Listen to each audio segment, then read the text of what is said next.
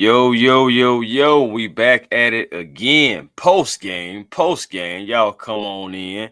Falcons pick up another victory. They go to 6-9 now. Falcons do and pick up, a big victory in Arizona. First win in Arizona since 2001. Chris Chandler Falcons. No, Boy, I ain't heard so that yeah, name in a while.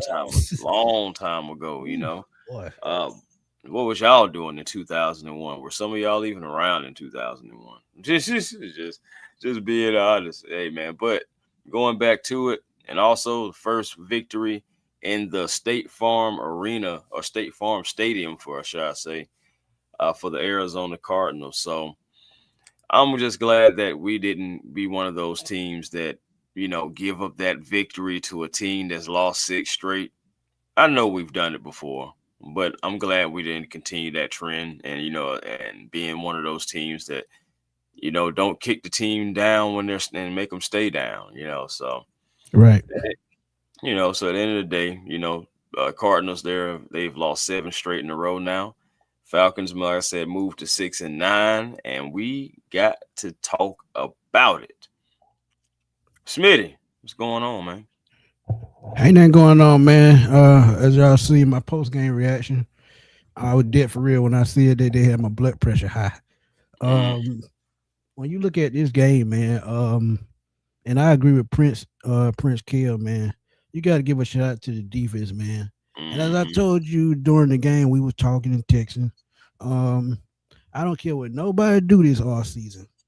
They better find a way to keep Nate out. I don't care if they change the absolutely. coaches. I don't care if they change the GM. You find a way to keep Nate out because that's the type of energy you need. Look at Mm, Brandon Dortons, what he's done this year as a second year player. And like I said last week and the week before, it makes you wonder what the hell was they doing last year when he was a rookie? Did they not understand how to coach him or how to use him? I'm, I tell you, Smitty, it was too many folks in the way. We still had Grady. He wasn't gonna play in front of Grady. Shoot, Root was even lucky to even get some snaps last year. But you see that Dorless clearly clears Rook, clearly. Yeah, yeah, And I but get it. I'm not surprised about that because of Dorless, his versatility back at Oregon. And Rook, he is a guy that, hadn't been playing football his entire career, so he's still learning. But he's coming along though. But Dorless is a force. 8 sacks now, you Right. know? So Yeah. at the end of the day, man, I like that kid he's one of those ones, man. He's a disruptor. He kept getting after the quarterback. And really, Jacoby Brissett was running for his life most of the game anyway. So, credit to the defense. The defense stepped up yet again. James Pierce Jr. getting a half a sack. So, that's 8.5 for him now. Arnold Abracady got a sack today. So, the defense, again, half a sack for Dorless. So, but yeah, so 8 sacks for Dorless, 8.5 for James Pierce. And it's good seeing Abracady get him one too. But Yeah. Jacoby Brissett was under duress. He was able to find some lanes a couple times, but for the most part, he still was uncomfortable. So and that's another Oh thing yeah. that credit to this Falcons win.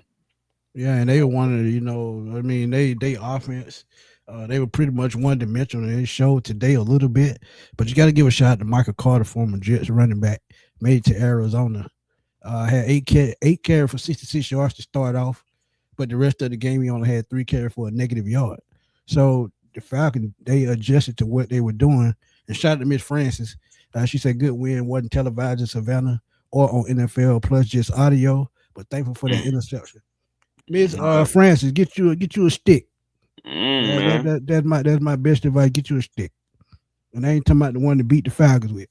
But to get back what I was saying, Jacoby Brissett, they held him to 200 yards. He Mm, still had a solid game, and look, Arizona just kept fighting, and it let me know. And they were 3-11, but mm, they were fighting, and their coach he's on the way out. We already know it. But mm. you would think they wouldn't have had nothing to fight for. They were desperate. But them are the most dangerous teams it is. Look at Cleveland. They almost lost to the Browns. So these are the type things that happen in NFL. Smitty. Cleveland is the Browns. Well, you know what I mean. But look, I gotta give a shout out to my boy Bijan, man. Yeah. Um, For sure. Third Falcon running back to go over 2,000 yards. Well, really third Falcon ever to Mm-hmm. go over 2,000 Ever. yards from scrimmage. William Andrews, big fan of the show. Mr. Andrews, what's up? Jamal Anderson, Dirty Bird, Mr. Dirty Bird himself. He had over 2,000 yards that Super Bowl season, and I think 1,840 some of that was running the ball. So he had about 200 some yards receiving. So look, Bijan is going to be a force, man. And I just can't wait to see this offseason, see how they build around him. Because it's going to be key. Because as I keep telling y'all, me and my boy was talking about, me and Tidy was talking about it last night, 2 o'clock in the morning when he was on his show. And I was in the chat, and I told him, the more I look at it, I'm looking at Jonathan Taylor, I'm looking at Jameer Gibbs. Either one of those guys get paid, he gonna overlap both of those guys. So what did Definitely. I say, A1? 20 Def- million? I'm gonna push it up yeah. to 25 million Yeah. But because you're gonna get it. yeah, I'm looking at 25 million at this point. Because when you look at his skill set, it's just something that you can't just glance at. So look, But you want to know something else I noticed about this win? Since we're on the running backs again, and I've said this multiple times, when the Falcons have a balanced run attack, they win the game. Because yeah, 16 touches for Bijan, 16 for Tyler, 79 yards for Tyler, 4.9 per carry, 76 for Bijan, man. 4.8 per carry. And then even Bijan Robinson being your top receiver, 7 catches for 92 yards, 13.1 yards averaging per catch, man. Come on now. 1 touchdown, 41 yards is his longest. And again, man, you got to have that balance. You got to use both of your running backs. And Yeah, illustrated got in to. all our wins, you look in all our wins except for the win against the Bucks. Outside of that game, you look at all the rest of our wins, and Tyler Algier and Bijan Robinson was focal points in those games. So Yeah, yeah. And a couple of games we lost. I mean, they did their thing, but we couldn't close out the game. Defense couldn't hold nobody. So I get that part. But yeah, it's gonna be interesting. Lewis Kerr said good win, but Raheem and Zach are still gone. I think he's getting closer to 50-50. You remember I was at 60-40. Now I'm at 50-50. Because hey, one granddad said A1 sauce forever. Um, what's happening, fam? you know, uh, they can sway his mind a little bit easier. So we'll see. We Yeah, just the trying to offensive prep line. y'all just in case. Yeah, go ahead. Go ahead. Go ahead. Go ahead. No, no, I just said we're just trying to prep everybody just in case, man. We've been trying to do this for Yeah, weeks. yeah, yeah. Absolutely. Absolutely. I'm glad we won, but it's not as pretty to win.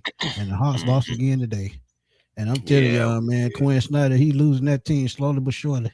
Hate to say it, I hate to tell y'all that. And I think he's a good coach, but he man. just doesn't have that dominant defensive center that he likes.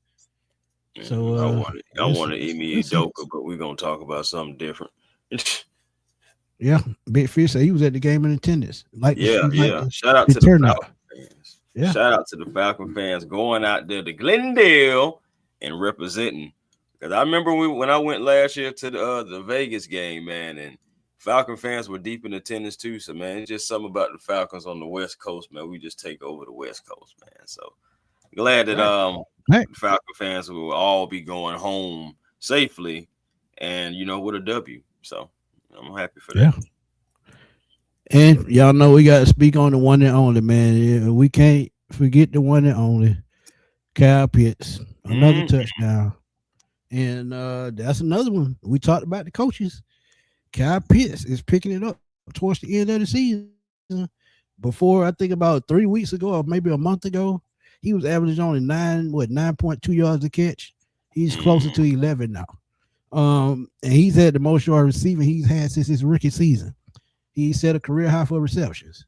And with one more touchdown, no, I think today, the touchdown today, put him as a career high. So look, I put out a video say he gonna have suitors. So when you look at it, it's gonna be tricky going down the stretch. The Rams game could prove big. The Saints game could prove big. If he set mm. career, he's gonna set career high numbers. If he goes over 1,000 You need yards, one more. because he only needs 203. 203 yards. He need No, he one need more less than that. I think touchdown, Smitty. he need about 140 something yards. No, I don't think they put they don't update the stats yet. So he's at Right. about 843 yards. So he needs about 157 yards, and he will get back to 1,000 yards. And they've already been talking about suitors. So now, you talk about suitors, his stock is starting to rise at the wrong time.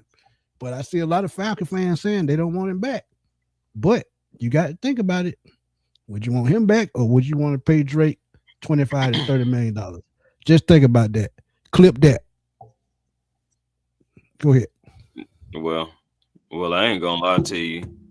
I'm gonna be real with you too, though. I mean, Drake London.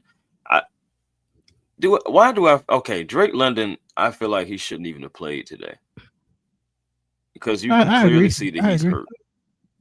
I feel like you didn't really even need him against in the Cardinals necessarily. I mean, yes, having him out there, some helps and also helps in the blocking game. But Drake just wasn't Drake, and you can clearly see it. It was. I mean, he had a few targets. What? He had 11. No, no, no. Excuse me. He had 8 targets, but he only caught 3 passes for 27 yards. Now, I don't want to discredit the young man, but Will Johnson did have pretty good coverage for most of the game on Drake London. But I do take it with a Absolutely. grain of salt because Drake London wasn't 100%. We know that. For all we know, Drake London was probably barely even 70%. He Right. just didn't. He just didn't look like himself. He didn't really have that steal, that acceleration, that full aggression that you normally see with Drake London. I mean, he was out there playing tough, and Drake is a tough guy, so we expect that. But for me, I just feel like Drake London shouldn't have played this game. We'll see what the injury report will look like. Moving forward. I know he did have a few times where I did see him lipping. So again, that's still your wide receiver number one, and you still got to make sure you protect them, even if the players can't protect themselves. Now you can definitely clip that. Yeah. And John Kemp said we need to draft a big run stopper, a big wide receiver, Chris Brazil and Denzel Boston. And I'm gonna do a draft profile on Denzel Boston. That was one of my targets. And the offensive lineman. I'm gonna do draft targets on offensive lineman as well. So John, just stay tuned. When draft season comes, trust me, just stay tuned. And I'm gonna give y'all the draft profile that y'all been waiting on. Solomon said if we win against the Rams, he could see um, Raheem probably coming back, and Clay said the same thing. Could you see him Mhm. coming back if we win that Rams game and possibly win that last game against the Saints and finish 8-9 again? Bro, I'm not gonna lie to you. I really could, just because again we've seen this movie before. We've said it's like almost like something on the Hallmark channel where at the end of the season, the guys, what I'm saying, kind of like put it together and seem like everything is clicking. They're playing for the coaches. We got smiles and everything on the sideline. Guys, they're excited and they're happy, getting a dub, especially before the holidays and being able to build off of the momentum off of the last game. And the Falcons, so they are putting together some wins. So at the end of the day, the wins help build the case. It doesn't help hurt the case. Now, Right. to us as fans, as so me and Smitty as creators and podcasters, we definitely feel like there should be a change at head coach. But Facts. at the end of the day, for Raheem, his argument is always going to be, especially if we win out and if we beat the Rams. Oh God, that's going to be such a major tip Thank you, and major injuries. major feather in his cap. Right. So, with that being said, that Rams game is absolutely huge. That's going to be the biggest game of the season. Well, no, no. These last two games are going to be the biggest games of the season because the Cardinals is nice, but if you can beat the Rams and finish off the season beating them stinks, that's something you can go into the Mr. Blank's office and say, "Hey, look, we're putting it together. We finding ways to win." And you look at it. There was a stat that they put up on that I saw. The Falcons have been in the second most close scoring games since One score. Yeah. 2022 with 42. One score. Yeah. Yeah, with And they 2-5 42 this year. And 2-5 and this two year. and So five. Right. That's not gonna cut it. But I'm Well, gonna tell y'all well, this, what? and Well, yeah. but I'm gonna say this right quick, and you know, I want y'all to listen well. I see y'all saying that y'all would take Drake over KP, and I get Mm-hmm. why y'all saying that he's our number one guy. But if Mm-hmm. y'all understood how much of a mismatch that tight end that Kyle Pitts is with his speed, his size, his wingspan, and I think he's a better run after the catch guy, and I think he's a better vertical threat. So when you look at him overall, putting up career numbers this year, and then Drake London, if he doesn't get hurt, he puts up career numbers as well. He still has 6 touchdowns. He's averaging 13 and a half yards a catch. And I think that Mm-hmm. number is going to be right around the same thing after this game once they put it in, factor it in. But when you have a mismatch, such as a tight end, such as a Kyle Pitts, they say tight ends are quarterback's best friend. So when you put that equation as to a 6'6" guy as to a 6'4" guy, I'm taking Kyle Pitts all day. And it's not Kyle Pitts' fault all the way. It's the Falcons with the quarterback. It's the not knowing how to game plan for him, not knowing how to use him. But Kyle Pitts, I would rather pay that 15 to $16 million opposed to the 25 to 30 million for a wide receiver. I'm gonna just keep it funky with y'all because you can go draft a wide receiver to catch 5 to 10 touchdowns, catch 800 to 1,000 yards, have 60 to 75 catches. I'm gonna just keep it real with y'all because even Harry Douglas had 1,000 yards in one season. So just think about it, man. You go after the mismatch, you go after the cheaper player, and I think you can replace Drake. And I hate to say that because I love Drake, but I'm just being real with y'all. Something when it comes down to money, you just got to make smart moves. Clip that. So, so let me ask you this: would you pay like if George Pickens was available? Would you pay him the money? I'm kind of souring on that because as I'm, looking at news reports and reading, um, I'm starting to see that his antics will probably get in the way. And I think what Dallas is going to do, they're going to franchise tag him for a year to see how it plays out. Because CD Lamb is their number one guy. Let's keep it real. So in Mm-hmm. that aspect, to see how it plays out in another full season, and they're probably going to have to pay him probably $20 million with the franchise tag. What was T Higgins the last time he franchise tag? About 21, wasn't it? And he ended up Yeah, it signing was for up there. 25. So Yeah. it's going to be in the 21 to 23 range when it comes to a franchise tag for a wide receiver. But um, what they could do, they could go out and find another veteran receiver and then draft another receiver in the second round, which I think is probably going to be their best bet, especially getting rid of Donnell Mooney and think about bringing Kyle Pitts back. But let's be real. It all depends on what happens with the coaching staff. Let me say that first and foremost. If if something happened with the coaching staff and they feel like they need to move in another direction, I think Drake London comes back and I think Kyle Pitts moves on. So Yeah. No, for real. I mean, you really don't know which way the Falcons is really thinking about going. I mean, we've already know the reports and heard Kyle Pitts saying he would love to be here. right, He's around the guys all the time, but at the end of the day, everyone knows it is a business. So they have to meet at at a certain number and to be able. But I do feel what you're saying. I feel you going as far as like with the money and the fact that he's a weapon. You can pay him as a tight end and still use. So I mean, I feel what you're saying about keeping Kyle Pitts. right. And then next year, we'll be seeing what Drake London is going to do. Right now, what I think he's just a little just a little bit over 800 yards and everything. So I mean, he still could possibly get to 1,000, but the way he looked today, he didn't look like he was healthy. I honestly, again, feel like he should have set out this game.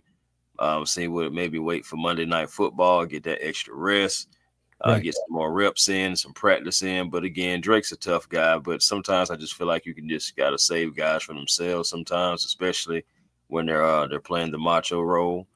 But we'll see what goes on moving forward with Drake. We'll see what happens with Kyle as well. It's going to come down to a lot of big decisions being made, but I still feel like it's going to start with who's leading this team as far as like head coach, GM, all that stuff like that. So I'm right there with you. Still in the evaluation process. And one thing that we can evaluate is the Falcons today really took care of business against a team that, I mean, they're bad, man. The Arizona Cardinals, they're really bad. They really do suck. Yeah, Um, they bad, man. They bad, bad. like I mean, they did some good things today, of course, but like they're still a bad team. And because they're a bad team, I still feel like the game might have been just a little bit too close. But at the end of the day, you're happy for the win. You're not going to complain about it. You take all W's. But still, total yards, 342 to 320. So the total yards was there. The passing yards was close with Kurt and Jacoby. The rushing yards and totals and everything was close as well. They were just 20 yards off. So they were still close. They were still able to move the ball. We did, some kill the time of possession, something, that was very important in this game, 35 to 24. Penalties, we definitely cut those down. So that was that was a major thing that I was happy to see. But third down conversions, 7 for 14. How about that, Smitty? Being able to do that and Yeah, that was something we struggled with the right, last 2 months. right. So to see them get conversions on third down lets me know that they were trying. But one thing I need them to work on going forward, you got 4th and 1, or you got 4th and 2. Where's that 13 personnel we seen in New Orleans? We haven't seen that but one time since. Use it. You got Bijan, you got Tyler, you got 3 tight ends. They're not going to stop it because they beat up. No way in the world you could tell me which you better get a yard. And another thing, in the red zone, Kirk Cousins, this lets me know that it's time to hang it up. He missed Kyle Pitts wide open. Kyle Pitts was standing there by himself, singing in the shower, just standing there. Then you have Jake Matthews just standing there. You miss both of them, overthrow both of them. So, I mean, look, y'all talking about Kyle Pitts. I'm sorry, Kirk Cousins might come back. I pray not, because I think his best days have passed him by.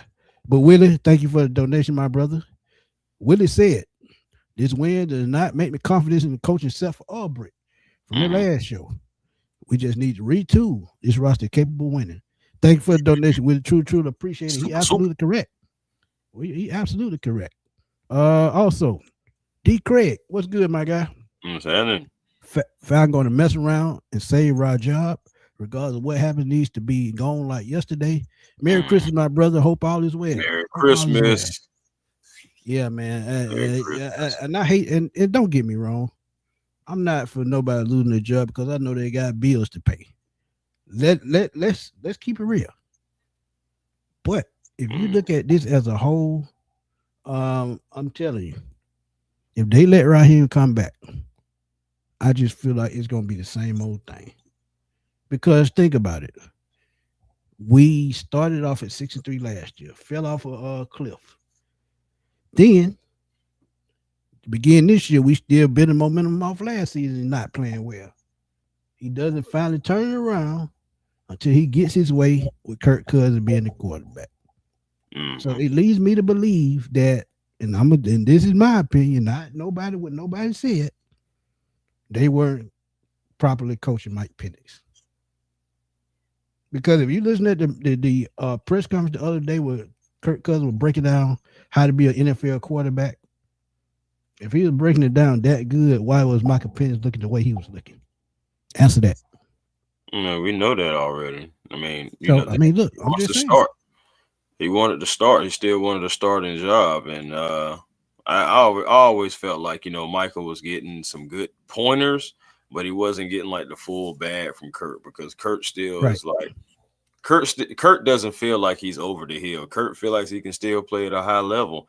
And my thing is the arguments that he can say is right now he's managing the games. We're winning the games, and since he's came in and had 4 weeks of practice and everything like that, I mean, he's looked decent, but we still can see that he's fading. Like Kurt is fading. So that's something you got to think about overall. We're winning games, but look at how we're winning games. We had a balanced run attack with Bijan Robinson and Tyler Algier, something that we've been asking for in the entire season. Facts. Kyle Pitts has been used in back-to-back games in ways that he should have been. We asked for that the entire season, but again, Drake London didn't look like Drake London at all, and he still had 8 targets. So Yeah. I mean, you look at it like that. This game really could have been even worse for the Cardinals if we was able to convert on some of those. So Yeah, I because mean, those 2 fourth down, I'm telling you, we should have converted both of those. I'm sorry. yeah, I Ain't wasn't nowhere in the mad world you about the could tell play me. call on the second Go one. ahead. With the Jake Matthews pulling over and everything, but the Cardinals defensive line just got a better push than the Falcons, so I wasn't mad at that one. But they're beat up, Chris.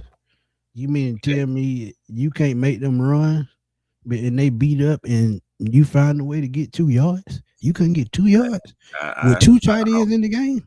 I agree. Come I on, mean, man. I agree. You're supposed to pick that up there.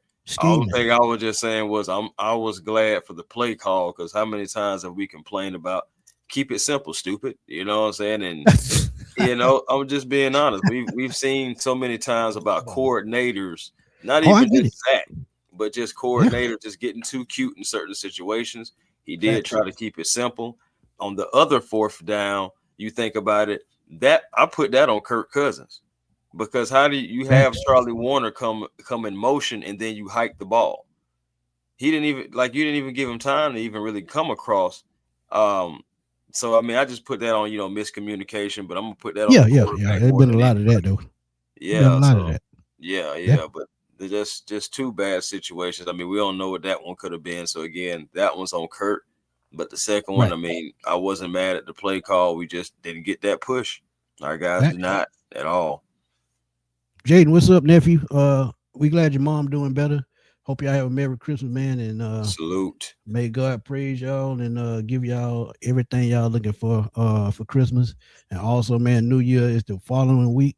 So let's go in 2026, with a positive spirit, even though, we get negative spirits and in our chats. Another super chat. Zulu Warrior. He said, let me Super, see. super. This thing messing up. I would sign Drake, franchise Pitts, cut Kirk, and sign Malik Willis, or in 5 Ryan Zach. Okay. That's a possibility they still could franchise Kyle Pitts and sign Drake London. But you got to come to a common ground. Will one of those be willing to take a pay cut for them to stay together? That's Right. one thing I'm looking. But if I'm looking at quarterback, I wouldn't say Malik Willis because he had a decent game last night against Chicago. But I would go out and get a veteran quarterback that could lead an offense, such as Mac Jones, who a lot of y'all have said. And another name that came up to mind, and Coach Rock worked with him. And if Coach Rock comes back, I could see him coming to Atlanta, and that's Jimmy Garoppolo.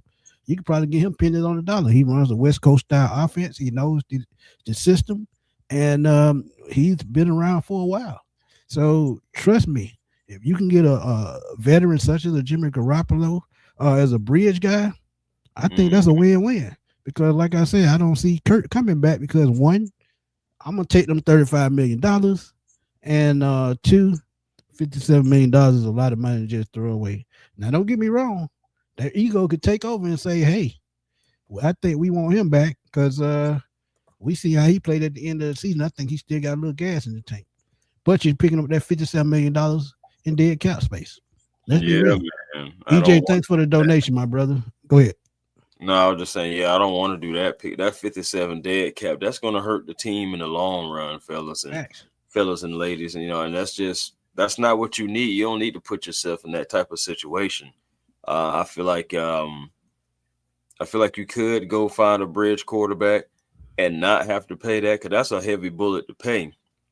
And we still have skilled players that we need to pay because eventually Kirk Cousins, regardless, is going to be off and gone. Michael Penix, we're still not knowing exactly what's going on with him. The Falcons aren't releasing anything. They haven't but we shouldn't be surprised because how they've been operating. Again, remember how we found out about Storm Norton after Caleb McGarry got hurt. So and I can go on, but I'm not. But again, so just getting back to it, just like this can be one of those situations to where season in, you could be just trying to find a bridge quarterback, man, because we'll see if Michael Penix will be ready at all next year I don't or think so. I'm still going no. But go ahead. or could he take the recent RG3 advice that he's been giving Michael Parsons and stuff like that? Because those guys talking about they're going to be ready, and Pat Mahomes saying they're going to be ready for week 1. That's what those guys are saying. But you know the difference with that though, don't you? Oh, of course, no, not just the first injuries to their knees. So I mean, Right. Absolutely. so again, but Michael Penix, to his credit, this was on the knee that never had the injury. So well, Okay, so so it was a totally different knee, but at the same yeah. time, you got to think about the weight that's being put on that other knee that has been injured twice. So I Hmm. mean, it could go either way. It But really can. EJ, thank you for the donation, my brother. He said we beat a 3-11 team. And I almost Hmm. lost. Come on, guys. I've been a Falcon fan for 48 years. And I know how you feel, EJ. Hmm. I've been a fan 36 years, so I know exactly how you feel. And when you Fam. look at it, I get where you're coming from because when you look at that eight season losing streak back in the 80s, from the mid to late 80s, well to mid 80s to the early 90s, where we lost 8 straight seasons, consecutive losing seasons, they were bad. Average record 3-13, 4-12, 5-11. I think they had 179 season. And even when Hmm. Jerry Glanville first season, I think we were 5-11. So when you look at it, I get where you're going with that, EJ. And we've said the same thing. No matter if they win or not down the stretch, It Raheem is don't still matter. not the answer. He's still not the answer. So I mean, Yeah. and I'm more worried about I'm more worried about Terry Fontenot than I am Raheem Morris, because as we've talked about on the show probably last month, I don't think he got a fair shot, because with Agreed. the hiring of these coaches, I don't think he had a say so in it. I still think it was Arthur Blake, Rich McKay, and Beatles, the president. So if you Yeah, don't get a you fair can shot, look it at it happens. like that. And again, I do feel what he's saying too, because at the end of the day, we were supposed to beat this team. This is a bad, bad, bad team. And I understand it was still close. So that's why I said earlier, I was like a little bit still too close for my liking, because they're the Cardinals and they're bad. But you still take all dubs, man. You got to take it. Sometimes it's ugly wins. A past couple of games have been ugly wins that we've been able to get. But again, we've been in so many close score games, and to be able to come out on the other side of it, sometimes, it's a good thing. So, like, I do feel what they're saying, man, because like we got to set the bar like a little bit higher. But again, still good win. Like, I'm glad that we didn't pick up a loss to a team that's lost 6 straight, now 7. And the crazy thing about it, in the last 2 years, we've done that 3 times. Man, So we've done it this year. that's what I'm saying. 3 times, 2 times last year, 1 time this year. So I mean, hey, G, what's up, my guy? Here is another question, right quick. Notorious for doing that. We've done it multiple Uh, seasons. Now I think about it. Somebody said Dayball. I could see Dayball coming in as an offensive coordinator. But Trey Trey Lance. Lance, that's an interesting one, Sean. Absolutely not. But I'm gonna tell y'all, and I'm gonna be real, and I've told Sean this 1,000 times. No matter who we bring in that quarterback, we need to bring in somebody that can develop a quarterback. If you can develop a quarterback, you can bring in any veteran or any young guy, and you figure out how to use them to the best of their ability. But if you don't know how to do that, if you bring in another first year guy like a Zach Robinson, and you want to go get a veteran quarterback or another young quarterback as a bridge guy, or to be a successor, because we don't even know if Penny's gonna come back to the Falcons. Because like Chris said, he's gonna be in his 4th season if he missed next year. That's gonna be a Mm-hmm. contract year. And you think they're gonna go off 1 year to try to get him a long-term deal? And if they do, he's probably gonna be shortchanged, but he's probably not gonna want to take. So that's just something you gotta think about. But when you talk about Trey Lance, like Chris said, absolutely not. But at No. the same time, the only way he'll be serviceable if you can get a offensive coordinator that Mm-mm. knows how to use his skill set, just like Justin Fields. Bro. So There are experienced offensive minds that couldn't get nothing out of that kid. Never mind rookies. come on, man. No, Trey Lance. Come on now. No, I'd rather go see if I can pry Mac Jones from San Francisco before I even think about a Trey Lance. Like, I'm gonna go out and try to, like, for the best bridge quarterbacks that I possibly can. because you Facts. never know.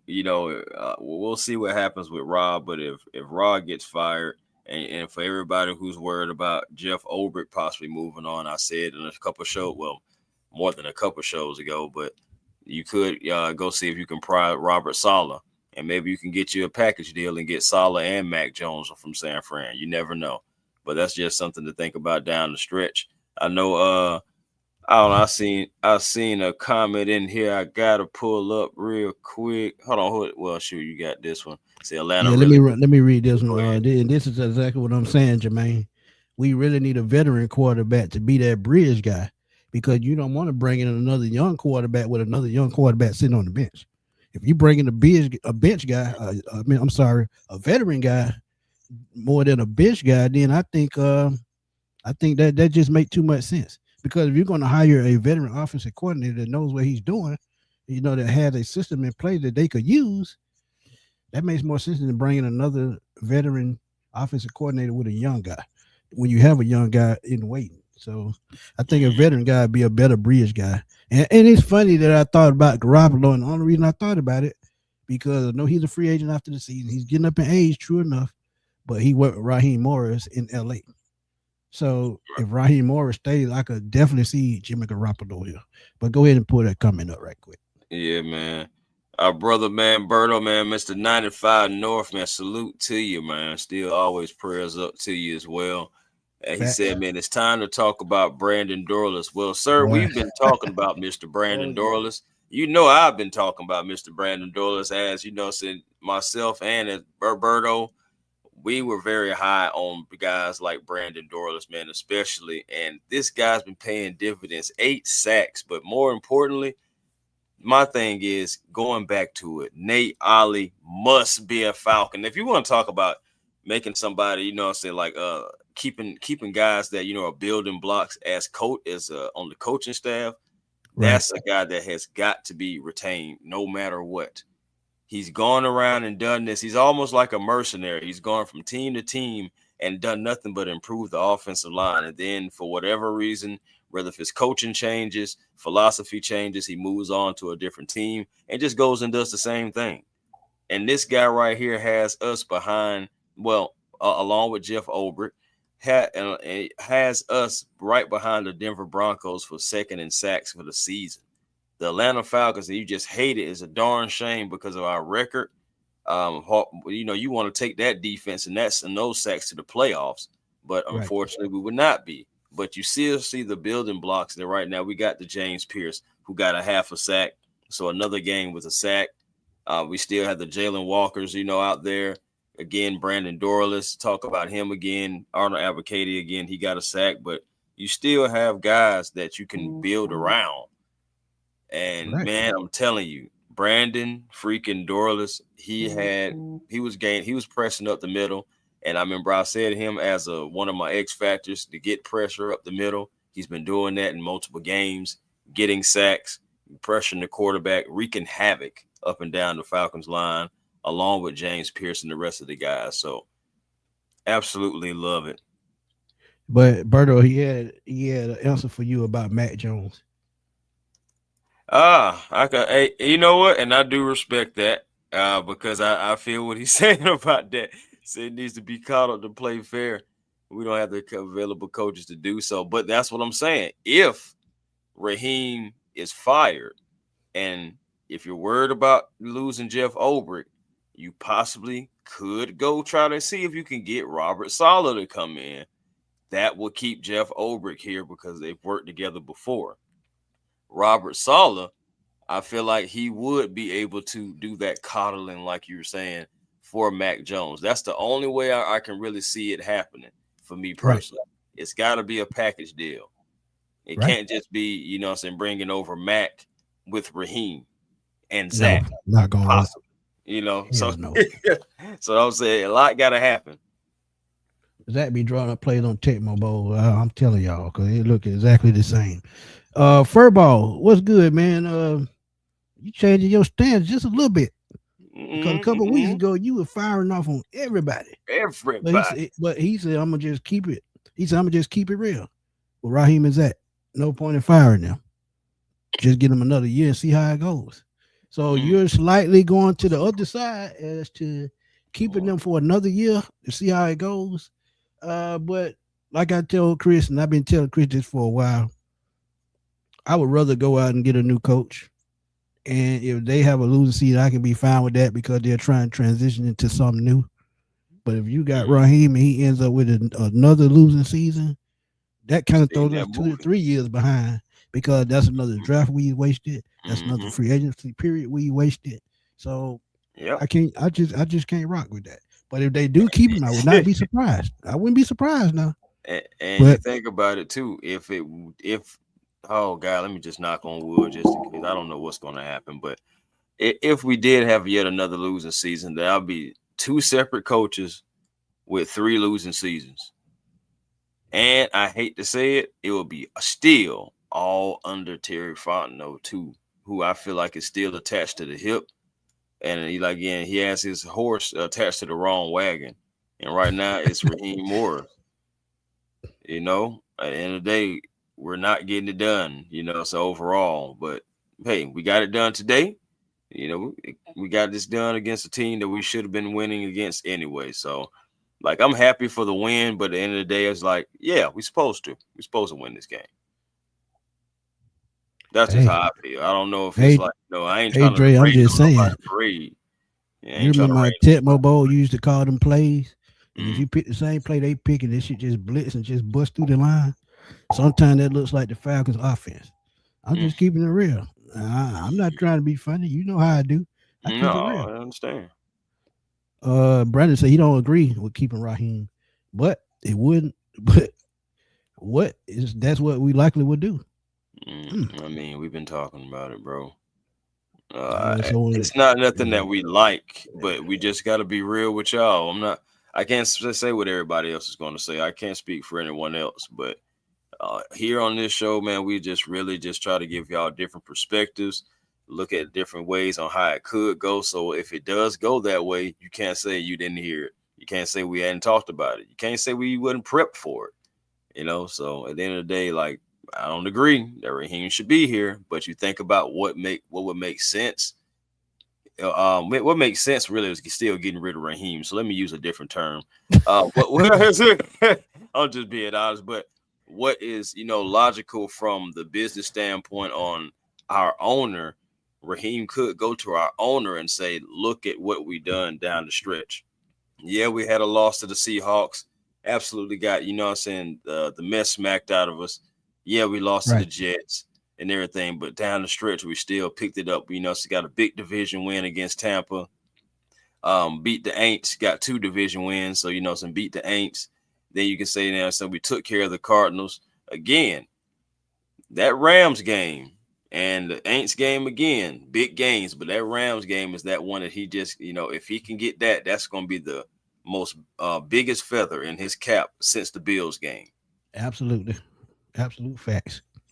Furball said he was obviously just kidding. I hate it. I'm pissed because 2 wins are going to convince Arthur Blank. So what's the only miracle way they're getting fired? We lose the next 2 games. They got to be blowouts. And even then, I don't think it could happen because we're not expected to beat the Rams. We really not expected to beat the Saints. Why are we not expected to beat the Saints? We lost to the Dolphins, didn't we? I mean, yeah, but we was expected to win that game. We just didn't. Trust me. Going into the game, I expect them to, be favorites. Look at who the Saints beat the last 2 weeks. They beat us. Well, the Panthers beat us twice. And the Buccaneers stole a week 1 win. So I don't expect them to win that game. No, I hope they win it.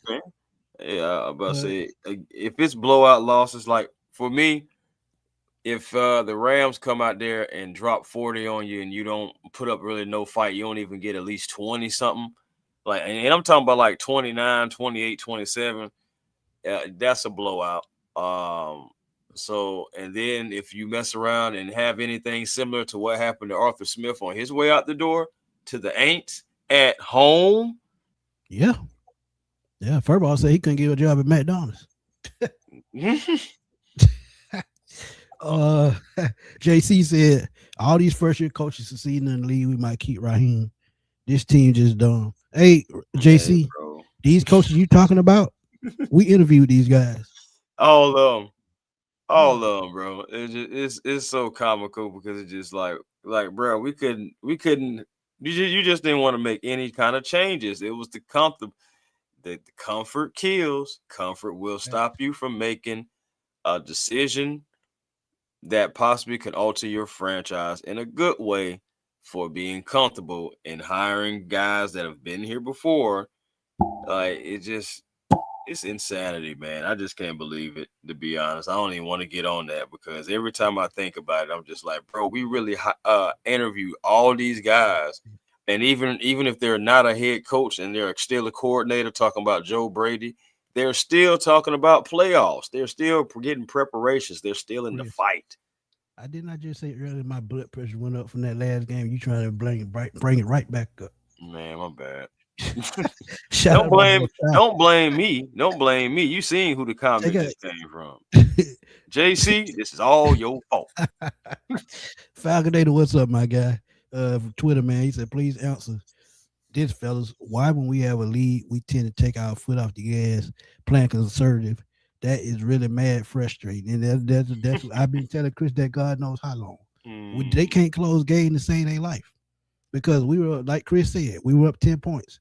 We were talking about this during the game.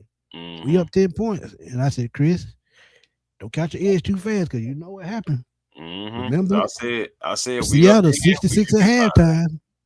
Second half, we just fell off a cliff. And even this game, 4th and 1, the next first down could have just shut the game totally completely down. They could have ran the clock out. But no, Right. they got stopped. It made this game closer than it needed to be. And think So about it too, bro. What the thing about it too, just to add to that point, think about it, bro. Think about when we scored. So in the fourth quarter, it right, was in the top of the fourth quarter, like around like the 11-minute mark or so. And we didn't score any more points. We would think that we would be able to still put up at least another touchdown or a field goal, but we were right. unable to do that. And against the Cardinals, and those Cardinals, they were fighting. You seen even Calais Campbell blocking extra points and all that stuff like that. Man, He's 6'8". yeah, yeah, yeah, yeah, yeah. So, but but just the fact that he's still out there giving that effort, just credits to Calais, former Falcon. So hey, what can I say? Uh, but yeah, though, bro. At the end of the day, moving forward, this win still to me it is a good win. I'm happy because Falcon fans, we can have another victory Monday. I'm happy for that because the fan base deserves that. But Yeah, overall, this does nothing to change my mind about a change at leadership. nope. Antonio, I never root against the Falcon to lose. But I will be honest when I feel like they're going into a game that I feel like they're gonna lose. And if I tell you they're gonna lose, that just means that I think they're gonna lose because I feel like the other team is just more talented than they are and they have better leadership. I picked them Mhm, to lose the Bucks game. Did they lose it? No.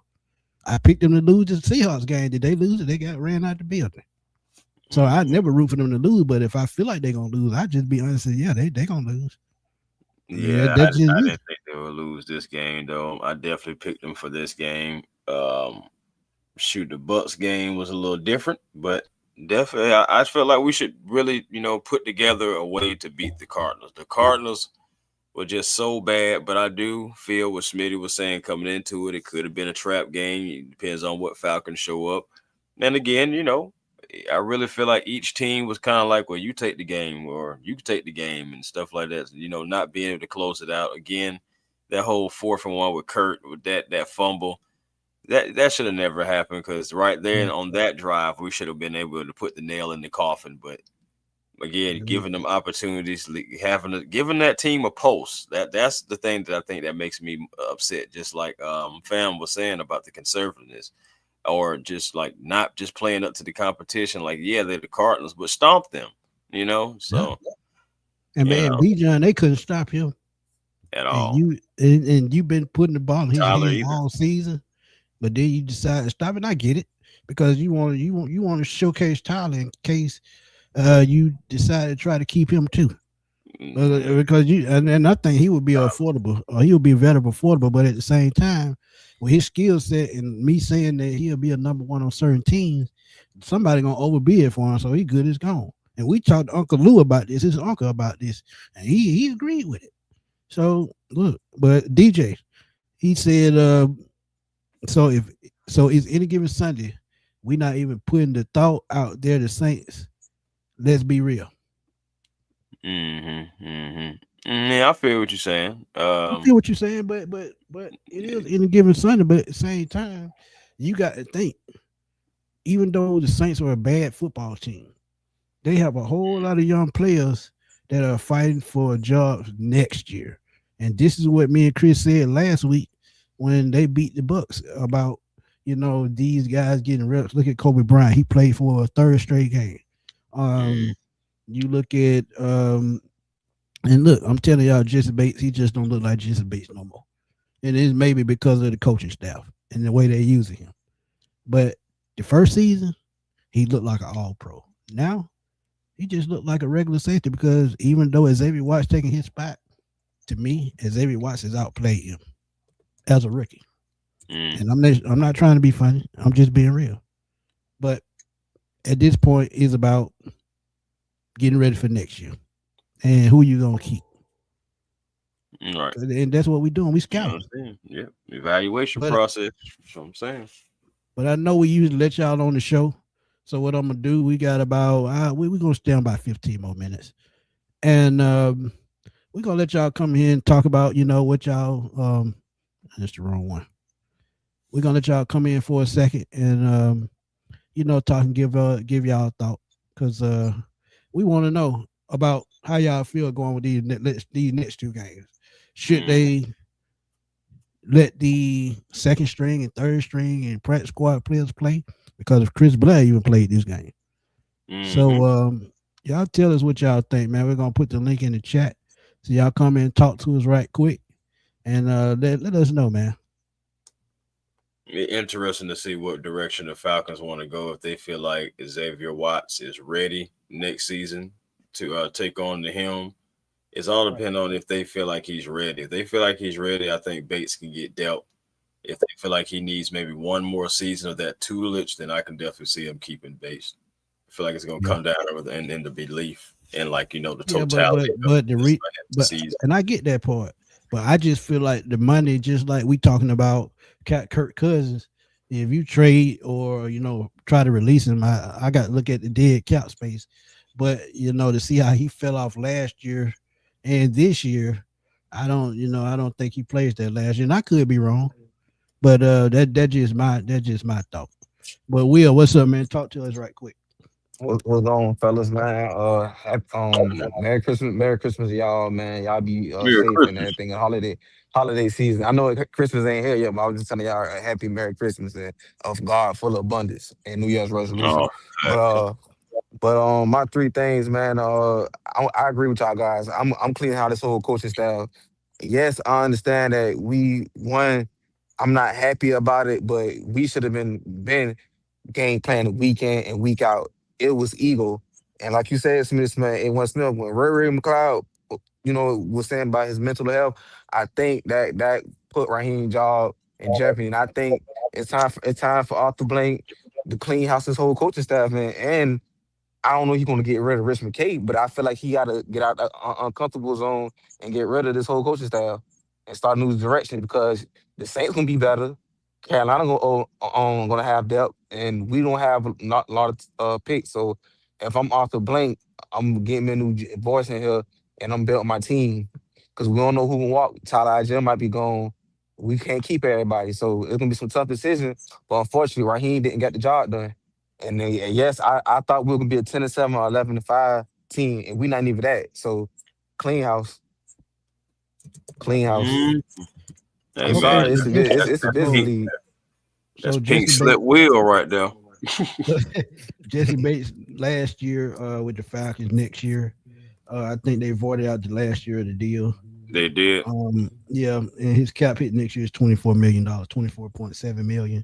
His dead cap space is 18. Yep, 18.25. I just put it So in the they'll chat. save a little bit over $5 million if they decide to move on, if they trade him. And you got to take that $5 million and roll with it because you can use that on a younger guy.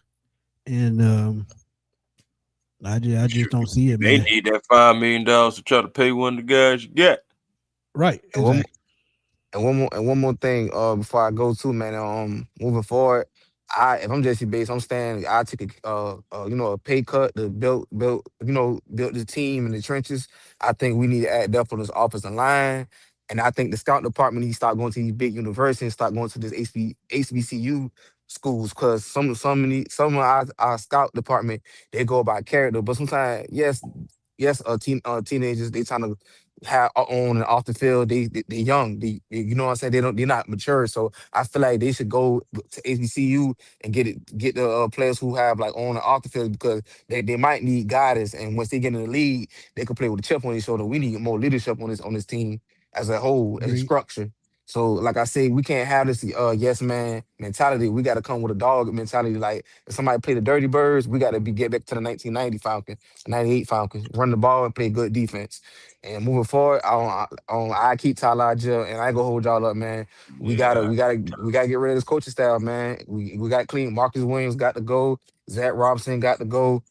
Jeff Ulbrich, even though he put JD Bertrand, I felt like they should have used Helms, but that's a long story, man. I just feel like they need to just go in and completely clean house and get you a new coaching staff in here and new head coach. Cause we got the next going to next season, we got to get in the wild card, win the division. It's no ands or buts about it. right, That's right. true. No, That's true. I can definitely. tell Yeah. that. You know, But I Helms, saw. he on Oh, IR, man. So I mean, we're yeah, gonna yeah, see but what I happens. feel like what unfortunately with Helms, the coaching staff didn't even utilize Helms. People, I understand people say Helms ain't good in coverage, but they didn't even get a kid a try. When I seen when the Diablo got hurt, they could have used Helms a little bit in the run game. Not saying him, you could have put him out there in coverage, but they could at least put an effort in to get the man playing time. Because I just feel like he deserved more playing time than the rest of these dudes, 36 Harrison, whoever these unknown players on his roster. So yeah, I'm cleaning houses, man. It's not about team players. It's all about what you could do on the field for me, you know. Yeah, So yeah, so yeah, Yeah, man. Love y'all, man. Keep doing y'all thing, and I'll see y'all. I'll be in the back, man. no doubt. facts, Appreciate you, facts. Will. All right. Uh, to put You made us some a great little bit points. more perspective on this Jesse Bates thing. So, Okay, go real ahead. quick, pre June 1st release or trade, that's where the 18, the 18 million, dead cap comes in, and we would save 6.5, million. But if you were post June release or trade, now that would be, so the dead cap savings, the dead cap would be 10 and a half. You would be the dead cap for 2027 would be 7.5. The 2026 savings would be 14 million. Yeah, yeah, because some of that contract guaranteed at a certain point. So yeah, I get it. So I get it. you could wait a little longer if you wanted to But get they rid of can they Jesse can move them at the before same you time. It just depends on when they want to make the move. Because they can make it soon as the new league year start, but it won't go into effect till after June 1st. So they can Yeah, they still can make set it. it up like that.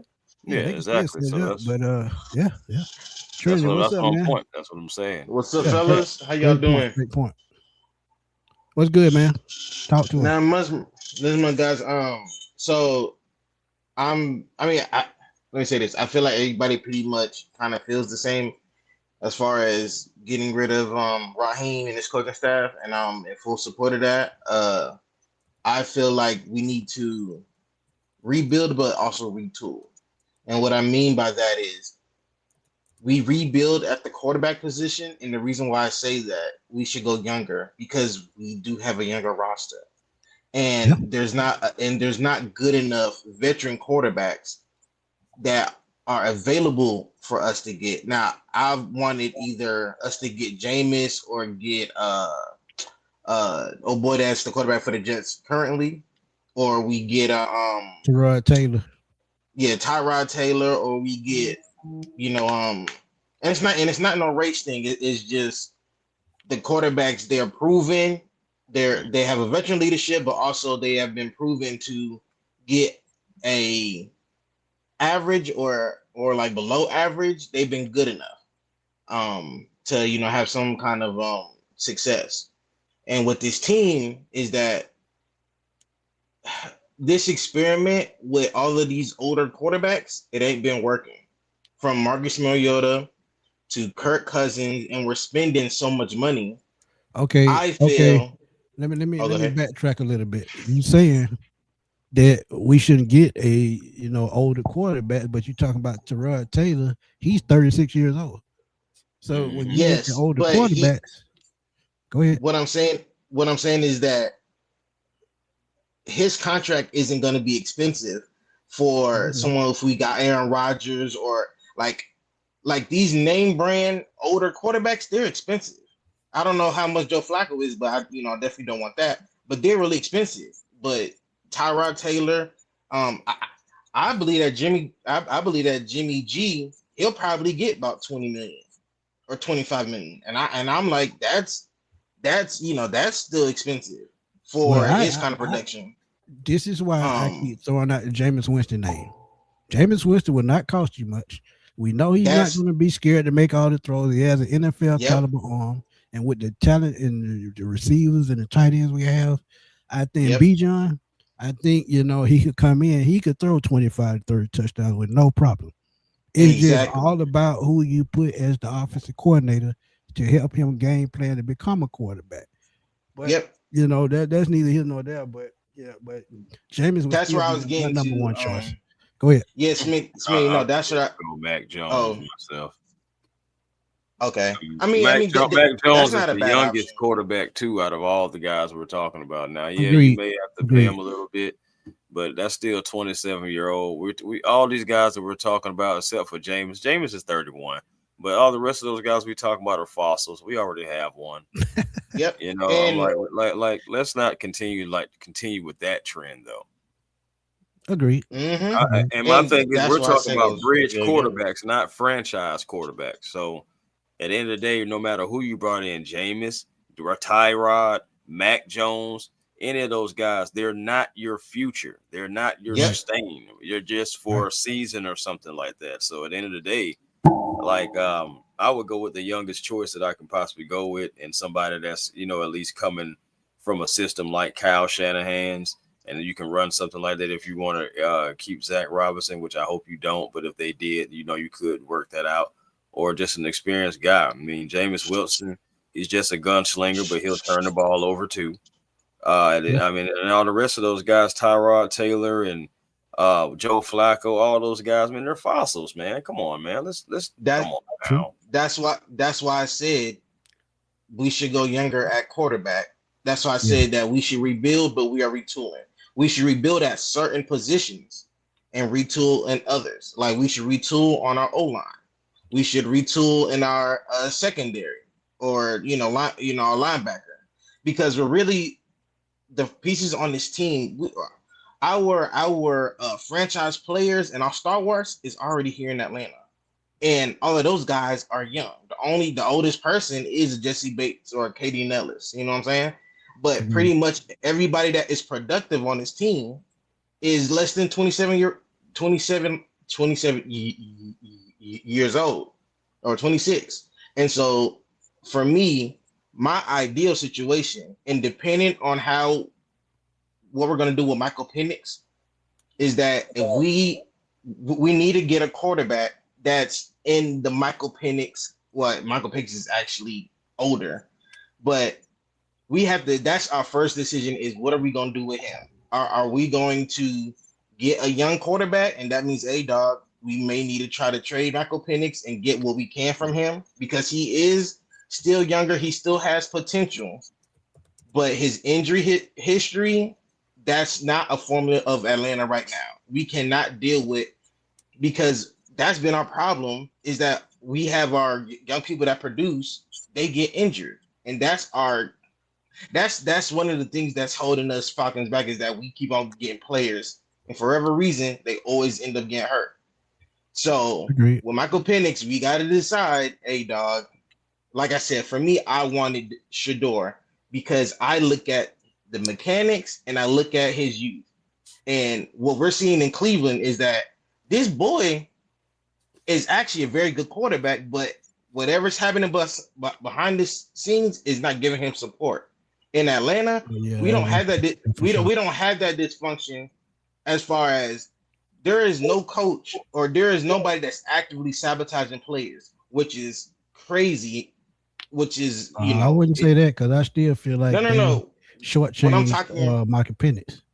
No. What I'm saying, as far as getting him help, but they're not actively messing with his armband. They're not actively holding Michael Penix from playing time. You get what I'm saying? Like there's nobody that's railroading Michael Penix for greatness. As far as having like an ideal situation, as far as having the best coaches or belief, yes, that's here. Yes, he should have a better quarterback coach or whatnot, but there ain't no coach that is saying pretty much the saying, F you, dog. I'm gonna try to tank your career.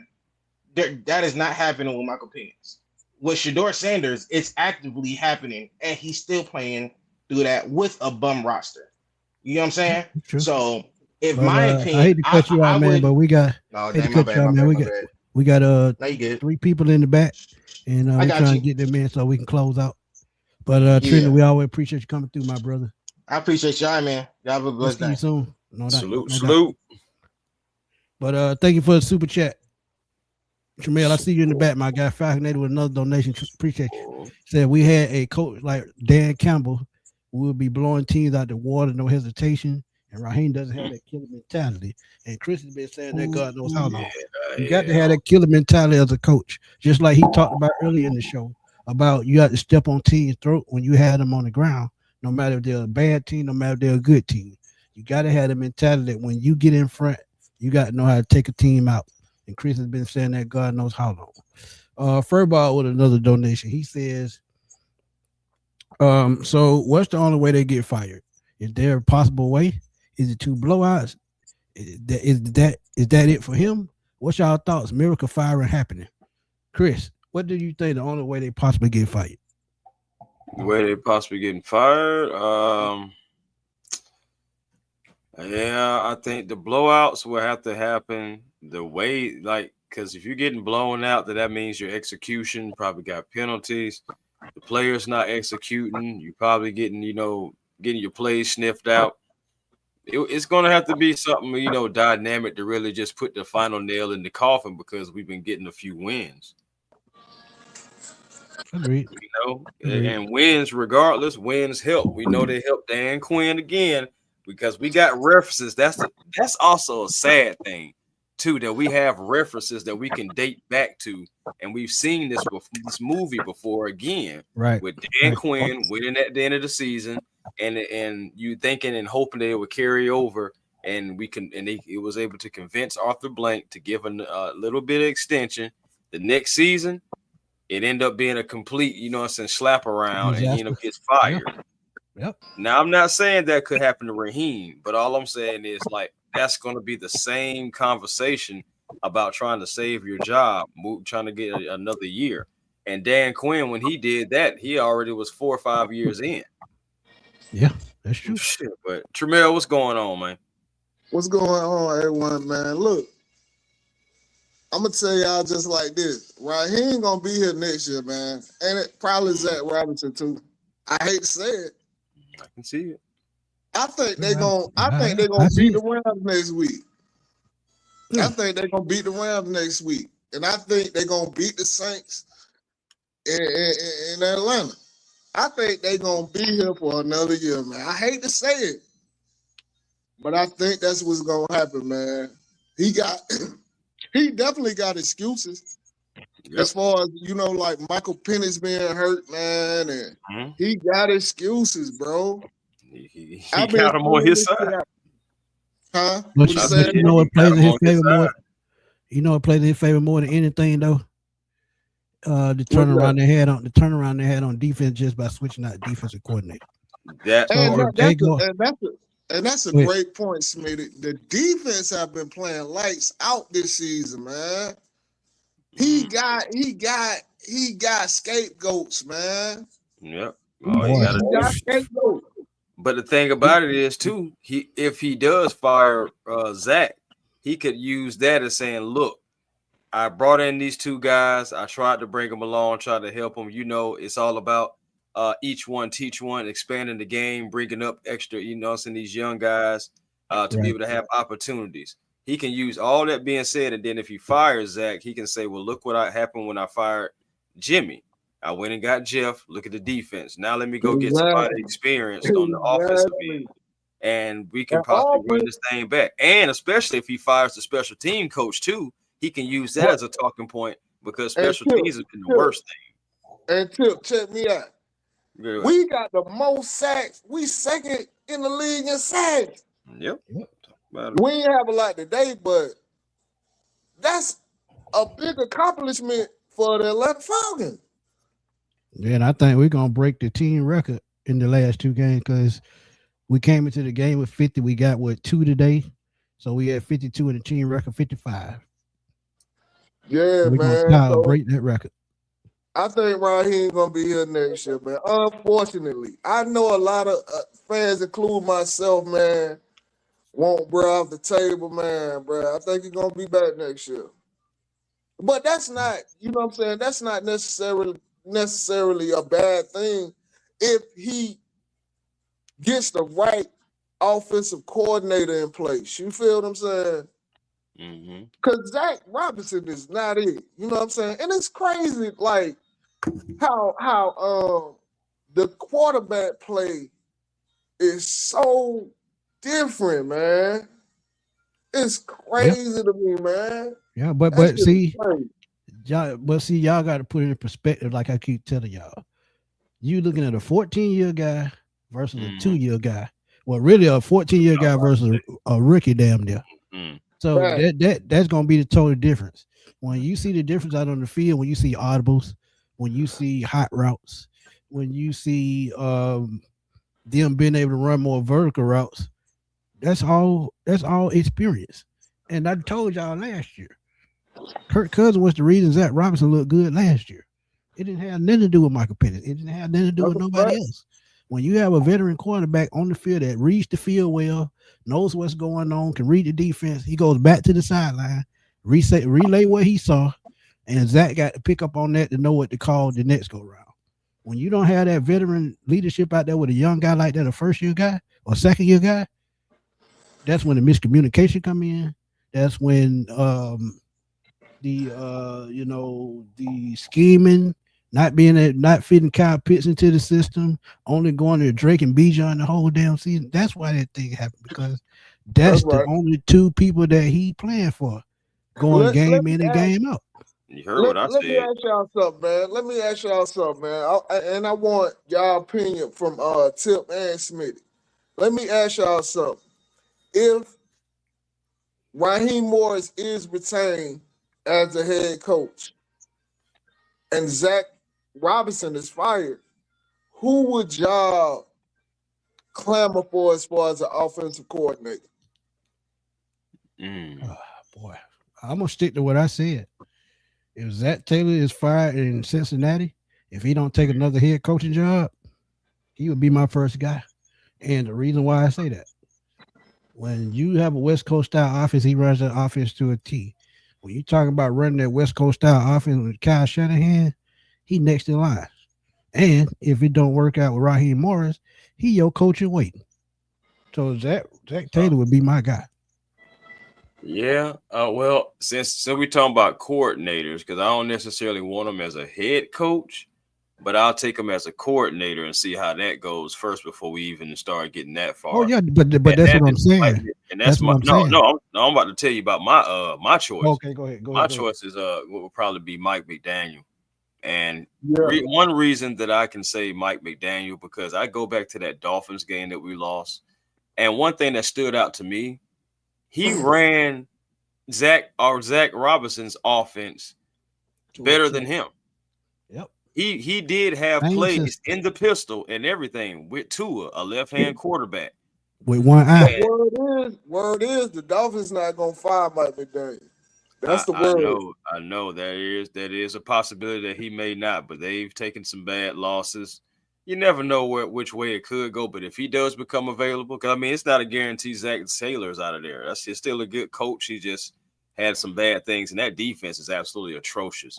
So, he's not making the decisions to sign T and Jamar to those contracts and have everything going on. The Bengals just is another franchise that's known to be cheap overall. But yeah, though Zach Taylor, that's a good one. Mike McDaniel, I think that'll be a good one too. Again, like I said, the main thing again, it's a left-hand quarterback, and you talk about trying to run this pistol. He ran the pistol and showed you how to run the pistol and was using a left-hand quarterback. And what is Michael Penix? So he developed Tua because Tua was struggling that rookie season. He could not throw the ball over the middle. He was struggling throwing deep throw because he kept on throwing Tyreek Hill like nobody's other. So we know he can develop a quarterback. Go ahead. I would love to bring back Mike McDaniels, man. I would, but sources say that the Dolphins gonna retain him. We'll see, man. But that would be my for first choice, of course, too, because he's acclimated to the whole Atlanta system. And I think if Penix is the play going forward, I think he would enhance what Penix has got going on. It's just funny to me because it's like totally different as far as the play calling when it comes to. Correct. Everybody knows this, but it's just totally different as far as the play calling when it comes to Kirk Cousins and it come to Michael Penix, man. And I don't understand that shit. It's mind-boggling to me, but it is what it is, man. It is what it is, man. Yeah, man. But we appreciate you coming through as always, my guy. Of course, man. Salute. No doubt. Y'all want to hear a funny story before we get out? Well, I got Kendrick in the back. Kendrick, come on back through. If Solomon, if you still in there, if you still in the chat, man, come on back through right quick. But y'all wouldn't believe it, man. Me and Tremere, we had it out a lot when I first started doing this. So we came to an understanding, and the farther we got down the road, and I got salute to him, man, because he pushed me to be great, and I didn't even think of it as that, because he bettered everything I said. But at the end of the day, I started to understand where he was coming from, and we started jail. So sometimes. And that's what I'm saying about this coaching staff. And that's what you remember me saying this, Chris, about Raheem. Go out and get somebody that can challenge you, that can take over when you're not having a good day coaching. Come on, man. That's all I'm asking. Kendra, what's up, my guy? Hey, what's going on? How y'all doing? What's up with you? What's happening, man? Hey, man. So, Smitty, I appreciate you letting me on the show. Chris, big ups to you. I watch our show every Sunday. You know what I'm saying? And so my thing is, just like we're taking the chances on these old quarterbacks, I love the choice of Mike McDaniels as coming back as an OC. I seen the earlier this season, Matt LaFleur. That was interesting. What you said, Smitty, about that. I would love that. Bring old faces.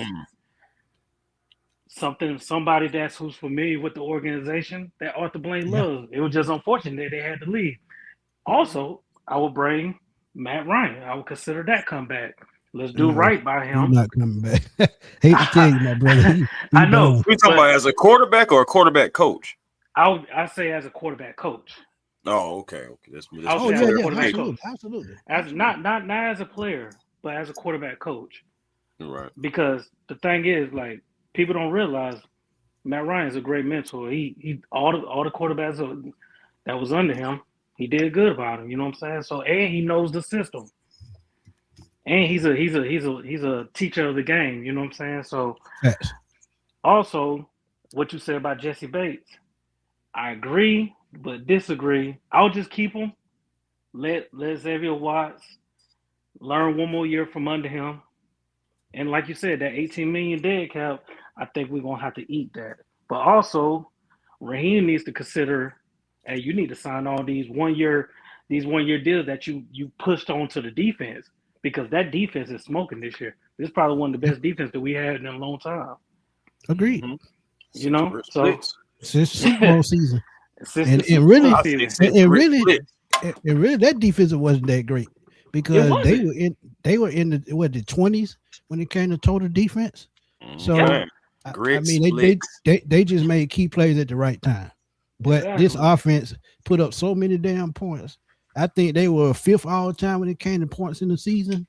So the offense carried that 2016 team. But when you talk about 2012 team, it was a great mix of offense and defense. So that was different. And then you look at that, like you said, like I'll sign on them guys back because Leonard Floyd did a great job on them young edge rushers that we got for the draft. He did a great job, and he's a great veteran that we need in the locker room. Bring him back home again, you know. Um, Also, I would look at cornerbacks. I would look into the draft for cornerbacks. If you're not gonna Oh, do no D doubt, no doubt. offer, if you're not gonna do D offer any justice, pay this man. Hey, don't waste this man's time because he's a great talent. He should have been starting from the beginning of the year.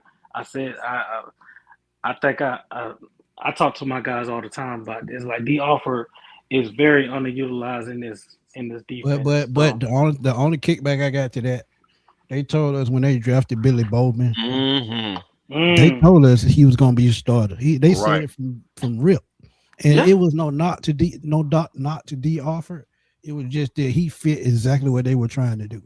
So yeah, we knew that Billy Bowman was that guy. He showed us. yeah, You saw him. He could play special teams. He's good against the run, and he can get out to the quarterback. yeah. So No, Well, I the mean he thing started about at it the too nickel. about Billy Bowman as well. Billy Bowman, they put him in that position, but Billy still went out and earned that position. He just He absolutely, did. outplayed D as well He because they did. gave That's D a a great. fair shot. yeah. It's agreed. And then also, I would consider Mooney's contract. I would say Mooney is not a true number two. I would say let's go out No, there. no, I'll I agree. consider. I would consider another wideout. Go in the market for a wideout or draft another one. And I dropped Mooney as I fast. get I got a crazy name. Um, we talk about What's these that, speed Smitty? guys. We can get a speed guy in the draft, but Jawan Jenkins of the 49ers, you probably get him for about, I would Mm, say, about 10 to 12 million a year. He's reliable. And you talk about a red zone presence, and yeah. especially if you talk about moving on from Kyle Pitts, you go out and get another receiver, another big body receiver that you can use in the red zone. He's But six Smitty, foot you'll move five. I'd rather keep you'll Kyle move Pitts. you. That's Yeah, I just would me. keep Kyle Pitts. You will move But off of Kyle I'm Pitts, just Smitty. saying. I'm just saying if they decide to. Oh yeah, if I, they I'm decide to. for Kyle Yeah, Pitts because, as I said earlier, if I had the choice, I would Walker take the cheaper mismatch. option with Pitts because I know what I'm getting when it comes to athleticism, when it comes to measurables. 6'6", Yep. 250 pound, 83-inch wingspan, and you see how he playing at the last part of the season. When you have a He's showing competent why play he's a caller, unicorn. when you have a competent play caller, it just lets you know how dangerous he could be. And it's no knock to Drake. I love Drake. But Yeah. I'm going with the mismatch on the field. A linebacker can't check him. A safety can't cover him. A cornerback can't cover him. Yeah, But I I can't say. mean I I that's agree. can't true. say that. I I mean, agree. and, But and I'm Drake, saying again, Will Johnson did lock up Drake a couple times. Now Drake's yeah. not 100%. I know. No, he's not. But at the same time, what happened on the field, what happened on the field, and all these competitors, these guys, when you suit up and you go out there, ain't no such thing as oh, my knee was just was tripping on me. So why are you out here? So again, there's nobody. I'm We're a, not gonna make excuses too, I'm a, though. I'm gonna end it. I'm gonna end that conversation with this. Okay. Who's the better run out to the catch guy? The better run after the catch guy is Kyle Pitts without Kyle Pitts, question. yeah, I have a question. That This end the year, yeah. conversation right there. That end the But you think conversation right about there. it. You think about it, and another reason why is because Kyle Pitts is a guy that when he gets going in stride, that's when you start to really see that speed. Yeah. Drake is better out the block. You know what I'm saying? Getting out of Release. the break, Yeah. Drake is better than that. But of course, he's supposed to be. He's a wide receiver. Yeah. But when you talk about after the catch and start to take off, yeah, that's Kyle Pitts all day That's long Kyle because all day. he's in stride. And by the time he gets in stride, that's when you see his speed. It's not in the beginning. So that's why I don't understand why screenplays are called for Kyle Pitts. Because he doesn't have that acceleration. That's true. That's true. Hey, champ. That's who I'm looking at in the second round. That's one of the That's guys who, I'm looking at. and that's what I'm about to say. Like Drake is not really effective unless he has a decent slot guy. Right. He's not effective. He's not effective if he's really the primary guy out there on the field besides Kyle Pitts. He's not as effective. See another thing that I try to tell y'all, Kyle Pitts is one of those guys. If he chooses to, or if they find a way to implement him the right way, he can control the middle of the field. That opens up Bijan, that opens up Tyler if he's still here, or any other running back. And this guy on the screen right here, he'll kill you underneath and run out to the catch. That's who I was thinking. I like Zach Branch in the second round. First pick in the second round. Kyle Pitts is just that guy. Yeah. Listen to me. I love Zachariah Branch. You know, I would love him in the second or the third round. But I ain't gonna lie to you. If I'm in that second round, or even if I'm possibly at the end of the first round, yeah. And if that kid Bernard from Alabama is there, Ooh. I'm running. Oh, I'm running to the podium. If Jeremy Bernard is there, first of all, I would keep Pitts. If this is the perfect scenario for me. Keeping Pitts, keeping Drake, letting Mooney go, getting Bernard. Bernard will be on the rookie contract, bringing him along. Kyle Pitts and Drake London is your 1 and 2, with Bernard coming along, being your number 3. And you still got Bijan. I would still keep Tyler, and let's go after with this offense. But to piggyback off that, Chris, for you to get a late first, you're going to have to deal off Tyler. You're going to have to deal him off. That's unfortunate. It's just the reality. You're going to have to deal off Tyler. But running back is one of those positions. If Bijan is your top guy, you just need somebody to bring him in, take some pressure off on him. Exactly. And if to replace Tyler, the perfect person to me is already in the league, and that's Damian Pierce, who played in Houston. Same type running back. Same type running back as Tyler. Now Tyler a little bit stronger, but when you talk about power backs, Damian Pierce fits that mold, and he's going to be affordable. So. To get that first round, like we want our first round back, you're gonna have to deal off Tyler. Yeah, you got to. I hate to say that. I hate to say it. I hate to see Tyler going because Tyler is 1,000-yard back. I ain't gonna lie, I'm keeping Tyler, y'all. We can just agree to disagree on that. No. That's real. That's real though. Because my thing is, and I go to bat for Tyler Algier as an Atlanta Falcon because I'm thinking about the same guy that the whole fan base loves, Bijan Robinson. How do you preserve Bijan Robinson? How do you keep him and extend Bijan Robinson?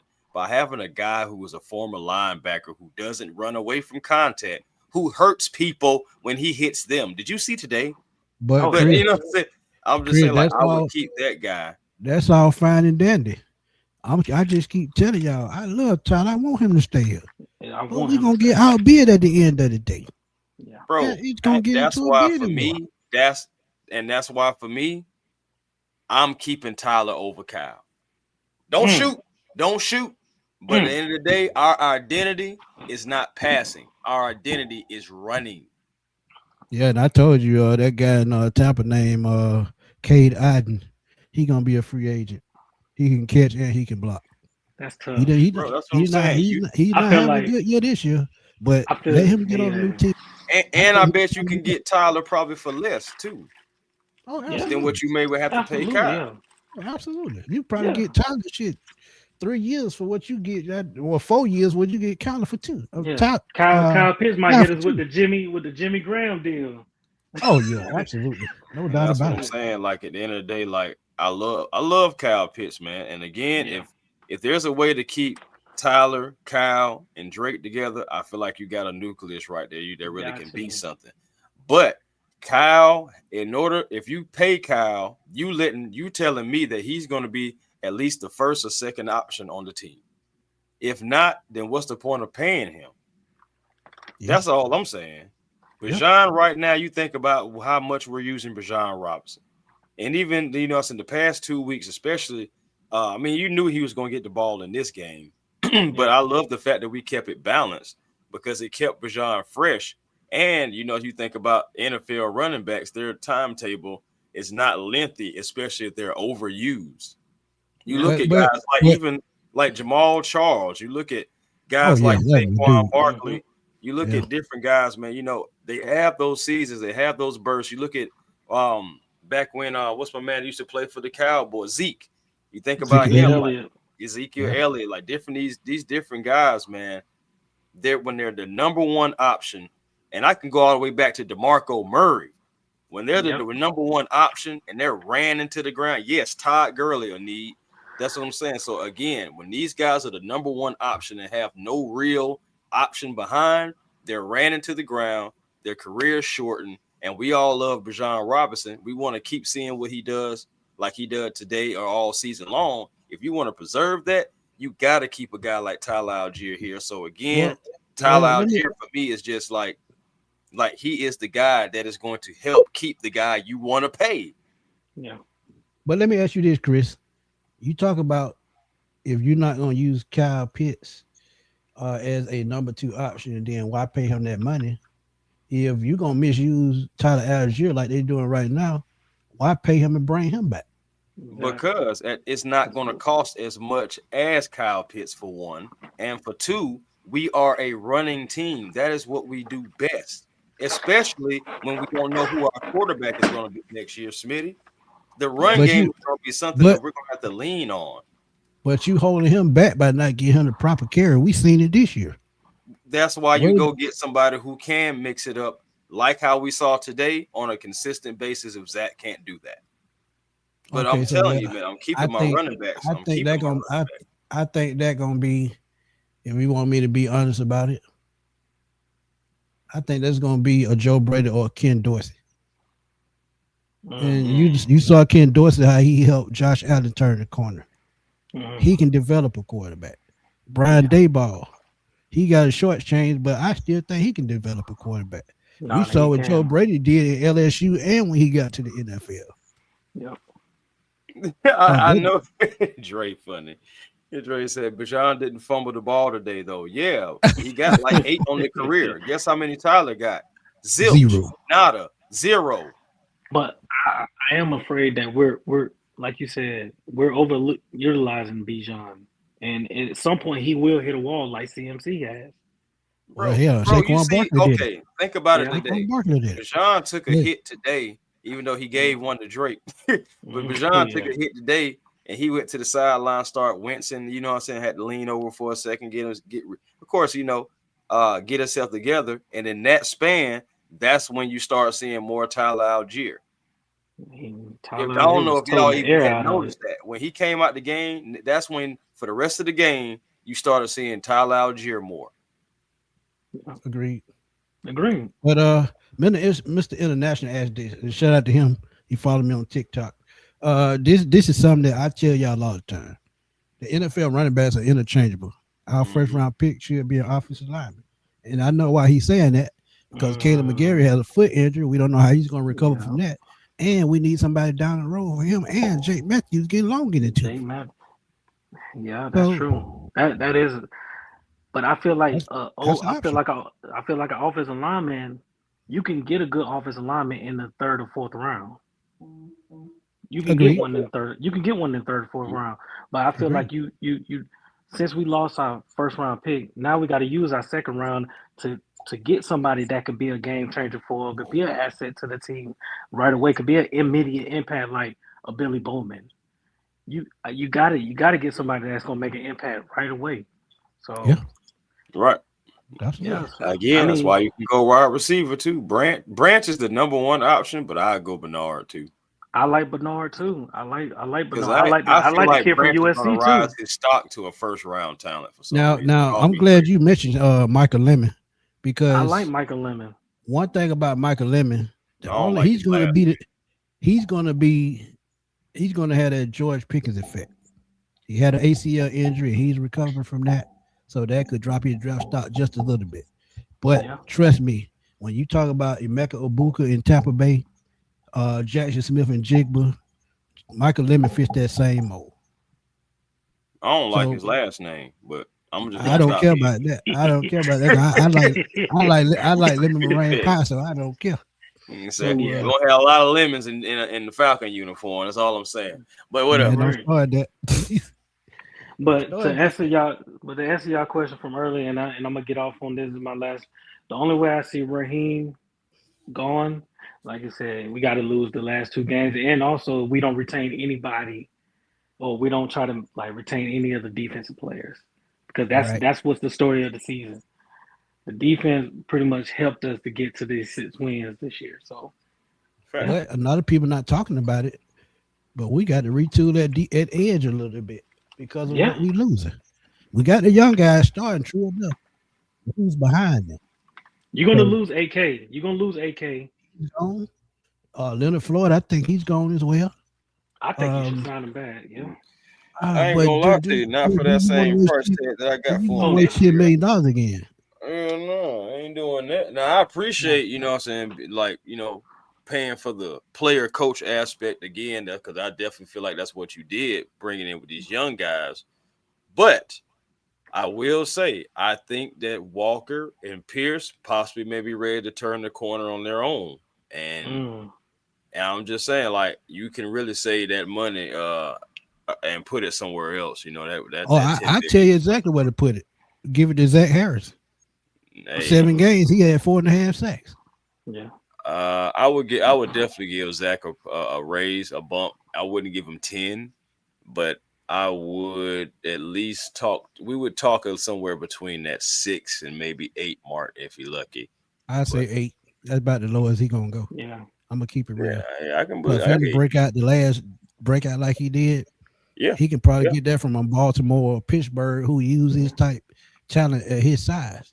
So, like I said, he's gonna be another one of those guys that you got to bid on. So that's what we got to think about going into this offseason. Which guys are we willing to bid on as an organization?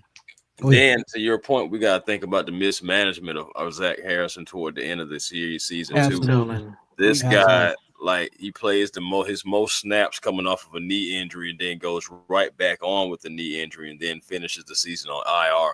This guy could have really been making some money for himself if he was just managed correctly, possibly set out that game that he did play, and then maybe set out one more week, and then he probably could have finished strong, because the knee is something that the guys need. You know what I'm saying? They got to get a push off so many different ways. You got to cut, you got to spin, you got to stunt, different things. So he's a big dude.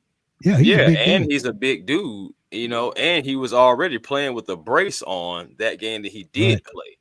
Right. So again, and so to play his most snaps of his career in that game, coming off of that injury with that brace on, players think about their career too. So it's the one thing where he's like, well, if I can go to a different organization that may manage me more better, it could come down to that too. And I would hate that because I love some Zach Harrison. I've been a fan of his since we drafted him, and I just I knew we had time. And he put it together this season. I think it's just unfortunate how he was mismanaged toward the end. Agreed. Mr. International said we can get Kyle Pitts production from any other tight end. That's true to a certain extent. Yeah, I mean, there you go. To a certain extent, I feel what you're saying. Yeah, agreed. But Kendrick, man, we appreciate you coming through. We appreciate your support, my guy. And as always, man, we'll see you soon, man. All right, fellas. Appreciate it, Smitty. Appreciate it, Chris. All right. No doubt. Yep. Yes, sir. Thank you, everybody, for coming on here, man. No doubt, man. We had a blast, man. We got 2 more games. But we will have a preview show Tuesday night, 8 p.m. unless something come up. So y'all make sure y'all come through and join us Tuesday. And next Monday night is going to be a late one because Monday night we always up past midnight because them things are they all nighters at the end of the day because I have to give y'all my reaction. And then after I give y'all my reaction, we have to do the post-game show. So but it's gonna be fun, man. We're gonna make it fun for y'all, man, like we always do. But last super chat. It's next one more question. Is it third one? He doing this thing, man. Appreciate you. But he said, do you believe the Falcons need to draft based on need or best available? And that's a great question because that's a question we hit with every year. Yeah. And I'm gonna just take the high road. We need the best draft, the best available with what we need. What I mean by that. This man. He just tried to cheat just then. What I mean by that, you got to draft by need, but best available at that position. That's all I'm saying. But it's tricky because if Zachariah Branch is there or German Bernard is there wide receiver, what do you do when one of the top corners is still sitting there or one of the top offensive linemen is sitting there?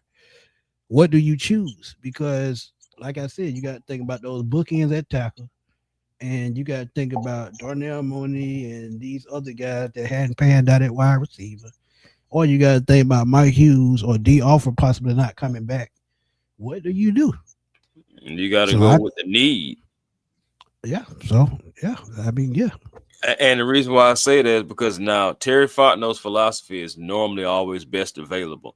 So the best Yeah, that's available true. out of all those positions, he's going to take that position. So if it's wide receiver, even though the best, center may be there, but if the best player available is the wide receiver, he normally going to take like the wide receiver. But I still think you should take need because even though the best wide receiver may be there, you may need the best center that you can draft at that position so you can groom them. So Agreed. that's where I feel like you should go at that need. It will hurt to pass on some of those guys, but to shore up certain positions and certain areas and to gain depth, sometimes you got to make that sacrifice, man. And that's the And I nature and of I it. and I think you got to go offensive line at that point, because you're Mhm. talking about protecting your bridge quarterback, and then down the road you're talking about protecting possibly your franchise guy Mike Pitts if he sticks around, or if you move on to another quarterback when Arch Manning come out, then you got to protect him as well. So offensive line is probably going to be that position, that premium position. And guess what? Depending on where we end up in the second round when the season ends, if we in that top 15 range, they'll move to the top of the second round and trade probably a fourth round with that second round and go get the best offensive lineman. Because let's Mhm. be real, wide receiver is one of those positions, like y'all said, like Mr. International said, you can find somebody to put up 1,000 yards. Because did they expect Terry McLaurin to be that guy? I don't think so. Did we Mm. expect Harry Douglas to be that guy? I don't think so. So, look, wide receiver is one of those replenishable positions that you can get 1,000 yards from anywhere if they come in, fit the system, and ready to play. But Falcon Fat Dipping, man, what's going on, my What's guy? happening, He family? said based on need, beef up the trenches. There you go. There you go. Yeah, well, yep, hey, that's a good one too, though. He said last statement: drafting based on need will cause you to overvalue certain players. That's true. Oh That is yeah, true. absolutely, But again, absolutely. you got to go with what I'm saying again. Like and that's why I say about the best player available, about what Terry Fontenot how he likes to do. But Uh, again, if the best player available at certain positions with depth that you may need, again, sometimes, yeah, you may overvalue some players, but you're still getting the player at that position that you need, literally like yeah. that you need. So it's Cause like, well, it's you know, funny he said that because going to last year's draft, when we drafted Billy Bowman, a lot of people said the Falcons reached on him. But when hmm we look at the fit, that he can play nickelback, he can play safety, and he can blitz. So based on need and what they were trying to do, it was a perfect fit. So they didn't overvalue. They just knew exactly what they wanted and what they needed for their system. So if it's somebody that fits your system to a T and you know they do, and you see them work out and how they play in college, that's not overvalue. That's a home run. So hmm, yeah. interesting, man. We're gonna see how it all plays out. Cause we got a lot of football to still talk about. The Yeah, season is we here. still we still we still got two preview shows and two post game shows, and then Yeah, we got the draft coming in the off season, free agency, all that good we stuff. got a lot So of y'all stuff. stay tuned to the Sports Machine. Y'all stay tuned to A1 Forever. But Chris, man, you know what to do before we get out of here, man. Hey man, first and foremost, thank you to everybody who tuned in. I know we got close to like 200 people in the chat at one point in time, so thank y'all. Y'all could have been anywhere this late at night, but y'all decided to kick it with Smitty and A1, man. On the post game show, Cardinals fall to the real rise up Red Birds. The Falcons, man, the Dirty Birds, what I'm saying, and that defense again, salute and shout out to them. Kirk Cousins, being the game manager and managing the game, being able to keep everything. He did have an interception, but still overall was able to play mostly mistake free. Did have that little fumble, but at the end of the day, man, we still got it done. Let's see what happens, against these Rams and against these Stanks. And for y'all make sure y'all find y'all peace today because that positive energy always creates elevation. And one thing about those Falcons, they elevated over those Cardinals today to go 6-9. And moving forward, we're just gonna keep on evaluating because that's what this is, an evaluation process. A1 Yeah, Forever absolutely. Sports, that's the platform on YouTube. Make sure y'all like, comment, and subscribe. Instagram A1 Forever, also TikTok The Real A1 Forever, and on Twitter A1 Forever as well. Yeah, man. Right quick. You don't move him to wide receiver. Keep him at tight end because if you do that, then you're gonna have to pay him as a tight end when he gets that contract extension. So you leave him at the tight end spot and you just keep moving him around. But I'm sure when the contract come up, he gonna ask can he be paid as a wide receiver because he's versatile like that, and that's the tricky part. But 152 points in regulation. I think Chris answered that on his channel. I think he answered it. Well, he gonna answer it tonight when he do the Hawks Digest about the 152. No. I think actually, my boy Walter came back in town, so he said he's gonna jump on post game. So giving your boy a tip a night off. But to the point, I answer it real quick for him as far as the Bulls. Where that comment? Put it back up for me. Which one? The one with Sean where he just asked about the 52 points. Oh, I see it. It said yeah. But yeah, he was saying like how the heck did the Hawks give up for 152 points in a relegation game without overtime?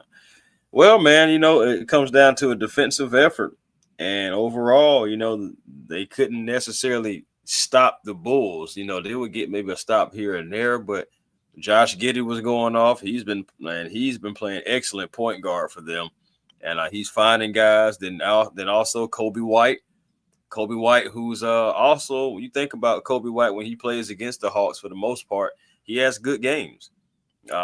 Obviously he's a bigger guard, and of course, when it comes to like playing one-on-one versus him and Trey, he always uses his size against Trey. But overall, Trey did not have a bad game. This is one of the most efficient games that I saw from Trey Young in quite some time. 10 of 15, I believe. Yeah, 10 of 15, yeah. But knocked down like seven of 8 threes. So him and Jalen Johnson were going off, but Nickeil Alexander-Walker tonight had an off game. You really think if he was able to play the normal Nickeil Alexander-Walker game, you think the Hawks would probably still be able to win this game. As crazy as it may sound, 160 to maybe 152, but but this is somebody you brought to my attention the other day with Dyson Daniels. He's not playing like Dyson Daniels. So, Dyson Daniels is turned into an offensive liability, if you ask me, man. I love Dyson because he's the great barrier thief for sure. But it's starting to get to the point to where, like, well, no, we're already there. We're at the point to where teams walk away from Dyson Daniels and they want him to shoot the three. And teams are starting to put their center on Dyson Daniels. No team should ever feel comfortable of putting a big man on a center and saying, yeah, you can guard him. Just make sure he doesn't drive. And if he shoots, just back up. Like that's called self-check on the street. Yes, pretty much. Yeah. So forcing to beat you. Yeah, absolutely. Dre Murphy, I hate to tell you, my guy, I'm a North Carolina Tar Heel basketball fan in life. Ever since I was 13. Hey, man.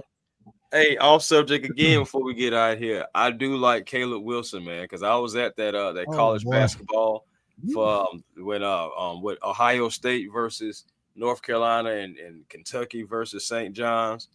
Those were some good games, man. I can't even lie to you. And that game, North Carolina versus Ohio State, came down to the wire. Caleb Wilson is looking real good, man. He had 20 and 14 after a little slow start. So we'll see what happens. But I'm telling you, they said they're 0-3 since Trey came back, but Trey only played in 2 games, and really this game was the game that Trey really played. It's really the first game, yeah. And yeah, the first game he had 20. He only played like 20 minutes, and that was really in spurts. Now the Hawks could have won that game. They didn't finish that game. That was on them. Trey didn't even play the fourth quarter and most of the third. I was just about to say he only played 3 minutes here, 4 minutes there. Right. And then against the Spurs, he didn't play at all. So that was just the normal guys who was out there playing, minus Kristaps Porzingis. That's a huge loss that you don't having another big man. And considering the fact that guys around the Hawks are going down, Jacob Toppin, even though he was in the development league, he's out with a shoulder and off the team now. Today, Eli Indue, he just about to have shoulder surgery now, even though he's a guard forward. But that's another shoulder. that's gone. And Dante, you have to see what's going on with him because he twisted his knee the other night, just grabbing a rebound and came down and twisted his knee. So you got to see what's going to happen with him and how long he's going to be out. So even our developmental guys are getting hurt too, along with KP being out with the illness. It's it's a lot of things going on behind the scenes with these Hawks, man. But the good part about it, I think Robert Saleh got a plan in place, and he gonna soon jump into it. So we'll see. But Grandizer, yeah, it's sad about Rob writing about his son. Right, Unalived him and his wife, man. That was one of the saddest stories of the year, man. And a guy as talented that has been around Hollywood all his life, and for something like that to happen, praying for him and praying for the rest of his family that's still here. But that was a big loss to the entertainment industry, just period. So yeah, I get you, man. Senseless, really, bro. What it is, like some of these kids. Yeah, I mean, we don't know what's going on in the home. We don't know what happened, but I'm telling you, I just feel like it was entitlement. They told him no, he got mad and he just flipped out. And it just happened like that sometimes. When you rich like that, you tell the kid no, it just happens like that. But sad. Yeah, man, very sad. But yeah, catch me on Smitty Sports Machine as I keep y'all in tune with the Falcons, sometimes the Hawks. And thoughts on what's going on around the NFL or the NBA and my thoughts on certain topics. Also catch me on Twitter at fatboysnap_21.